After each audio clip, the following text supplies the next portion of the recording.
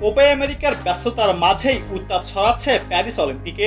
এবারে অলিম্পিক ফুটবলে খেলবে আর্জেন্টিনা, যার জন্য শক্তিশালী দল ঘোষণা করেছে তারা। অলিম্পিকের জন্য দল ঘোষণা করেছে আলবিসেলেস্তা কোচ হাবিয়ানো ম্যাসচেরানো। প্যারিস অলিম্পিককে সামনে রেখে 18 সদস্যের আর্জেন্টিনা অনূর্ধ্ব-23 দল ঘোষণা করেছেন কোচ।